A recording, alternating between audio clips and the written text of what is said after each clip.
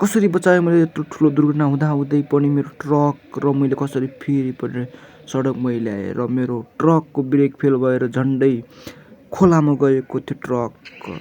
Hello साथीहरू, नमस्ते। संसारको जुनसुकै कुना काप्चा गल्ली समुद्र पारीबाट हेर्दै हुनुहुन्छ भने मेरो च्यानललाई सब्सक्राइब गर्न नबिर्सिनु होला। तपाईँहरूको दिनको सुरुवात कसरी भयो? मेरो चाहिँ बिहान मालिकको फोन आएर भन्नुभयो, मालिकले काठमाडौँबाट पोखरा सामान डेलिभर गर्न जा। म चाहिँ लागिहालेँ छिटो ट्रक धुनको लागि ग्यारेजमा जाँदै गर्दा झन्डै ठोकिएको थियो ट्रक र मैले ग्यारेजमा लगेर पार्किङ गरिसकेर मेरो बालिन्साले अटोमेटिक क्लिन वासिङ मेसिन ल्याइसक्नु भएको छ गाडीको लागि र मेरो ट्रक पार्किङ गरिसक्न बित्तिकै लगातार मेरो ट्रक धुन सुरु गरिहाल्यो बालिन्साको मेसिनले। देख्न सक्नुहुन्छ चकाचक बनाइदिन लागिसकेको छ एकछिनमै। र ट्रक तपाईँलाई कस्तो लाग्यो मेरो यो ट्रकको पेन्टिङ? र ट्रक धोइसकेपछि म निस्किहालेँ फेरि सामानको लोकेसनको लागि म जाँदैछु उहाँ सामान लोड गर्नको लागि। र एकछिनमा मेरो सामान लोड पनि भइसक्ने छ र अब म पुगिसकेको छु लोकेसनमा र मैले लोकेसन गएर सामान लोड गरेर पनि हिँडिसकेको छु। अब म केही मिनेटमै पुग्ने छु पोखरा। म चाहिँ भक्कलकै ड्राइभर हो, त्यही भएर कहिले काहीँ मिस्टेक भइहाल्छ। देख्न सक्नुहुन्छ झन्डै ठोकिएको थियो। हजुरलाई मेरो ड्राइभर स्किल कस्तो लाग्छ कमेन्ट गरिदिनु होला। यसरी म बोलिरहँदा मेरो ध्यान कता जान्छ र मेरो ट्रक ठोकिन सक्छ। त्यसैले म बोल्न चाहदिनँ धेरै र ब्याकग्राउन्ड म्युजिक सुन्दै मेरो भिडियो अन्तिमसम्म हेरेर नबिर्सनु होला।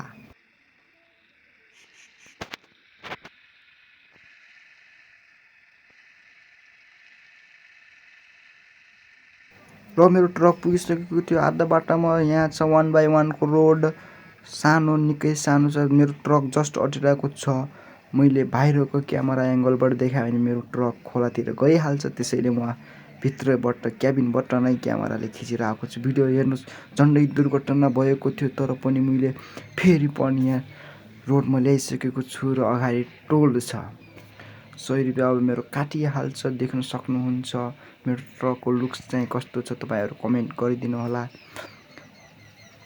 देख्न सक्नुहुन्छ यहाँ अब मेरो ट्रकको पैसा काट्दैछ अब 100 रुपियाँ र म एकछिन फेरि होल्ड बस्छु। तपाईँहरू ब्याकग्राउन्ड म्युजिक सुनेर मेरो भिडियो हेरिदिनु होला।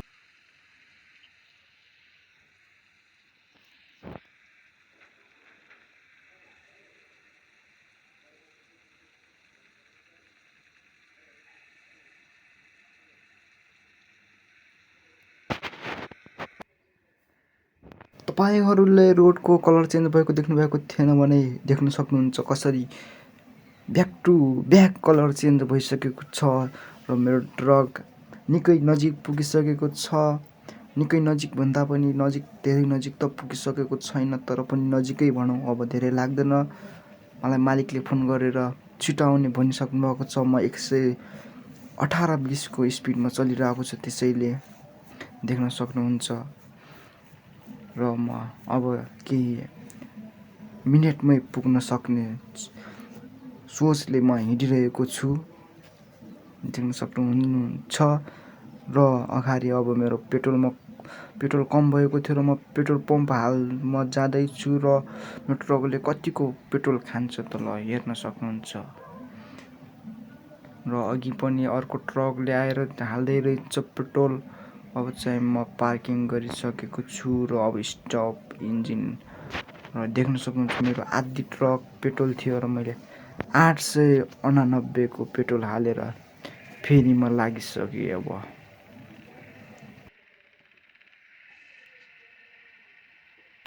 म पेट्रोल पम्पबाट निस्किसकेँ र फेरि पनि मैले 80 को स्पिडमा हानिसकेको छु ट्रक। देख्न सक्नुहुन्छ तपाईँले। म अब केही मिनेटमै पुग्नेछु र म आधी बाटामा पुगिसकेको छु। मैले तपाईँलाई अघि नै भनिसकेको छु र अब त म धेरै निकै नजिकमा आइसकेँ। देख्न सक्नुहुन्छ अगाडि ट्रक आज निकै नै ट्राफिक छ। सरकारी बसलाई मैले पछाडि छोडेर मैले 2वटा ट्रकलाई पनि ब्याक टु ब्याक ओभरटेक गरिसकेको छु र अब घुम्ती आइसकेको छ। मैले अब सडक चेन्ज गर्नुपर्ने भयो र मैले माथि लगिसकेँ ट्रकलाई। अब मेरो केही छिनमै आउँदैछ, मेरो गन्तव्यमा पुग्दैछु। अब देख्न सक्नुहुन्छ मैले अब फेरि पनि 100-150 स्पिड हानिसक्छु मैले केही मिनेटमै।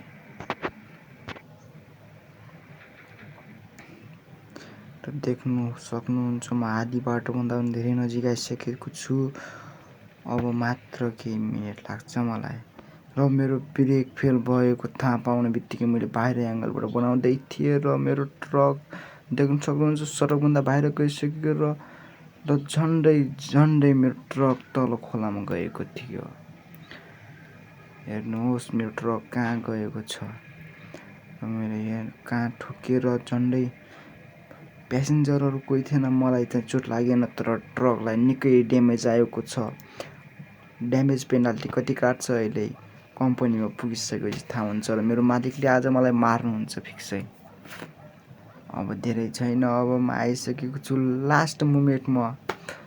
अब मेरो सेलरीबाट काटिनेवाला छ किनकि मैले ट्रक ठोकाएर मालिकलाई घाटा लगाइदिइसकेको छु र म पुगिसकेँ पोखराको कम्पनीमा र मैले अब सामान यहीँ हो डेलिभरी गर्ने ठाउँ र मैले डेलिभरी पनि अब गरिदिइसकेको छु र मेरो 511 काटिदिएको छ। र यस्तै भिडियो हेर्नको लागि सब्सक्राइब गर्न नबिर्सनु होला। Thank you for full watch.